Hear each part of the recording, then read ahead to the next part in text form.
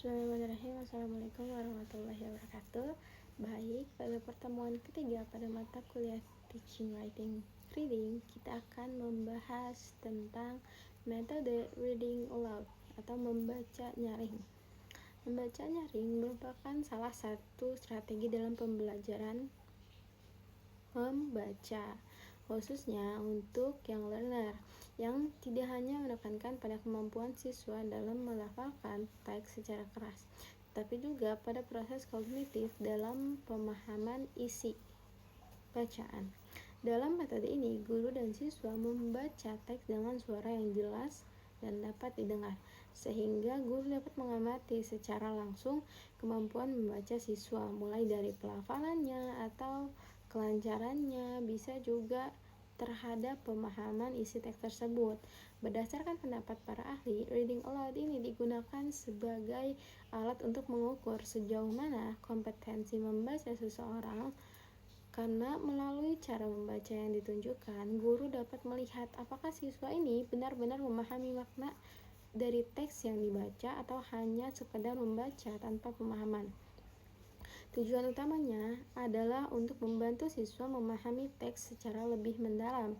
Tidak hanya itu, reading aloud juga berperan dalam meningkatkan kosakata, memperbaiki pelafalan, serta membangun kepercayaan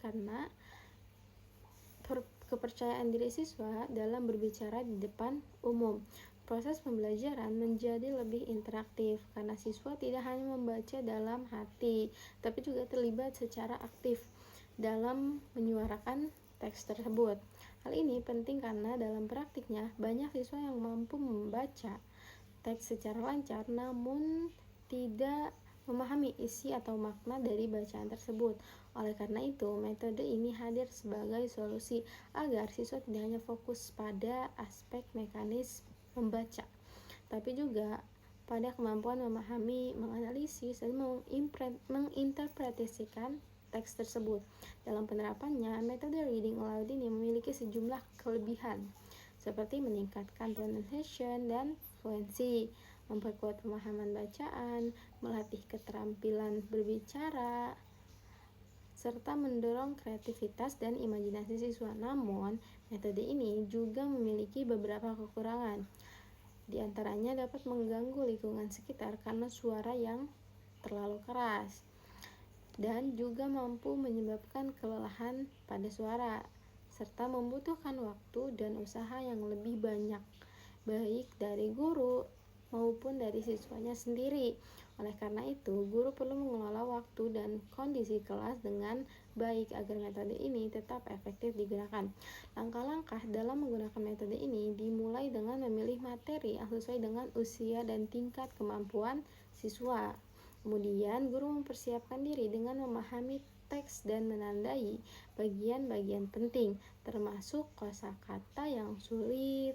Selanjutnya, guru membaca teks dengan memperhatikan intonasinya, jedanya, penekanan katanya, serta melibatkan siswa secara aktif dalam proses pembelajaran. Keterlibatan siswa dapat ditingkatkan melalui tanya jawab dan interaksi selama membaca berlangsung. Selain itu juga terdapat beberapa tips penting dalam mengajar reading aloud untuk anak-anak, untuk young learner, seperti menggunakan variasi suara untuk setiap karakter dalam cerita, memberikan pertanyaan untuk meningkatkan partisipasi, dan kita juga harus menyediakan konteks atau media pendukung agar pembelajaran ini lebih menarik, lebih kreatif, serta menyesuaikan panjang dan kompleksitas teksnya dengan usia dan rentang perhatian siswa itu sendiri.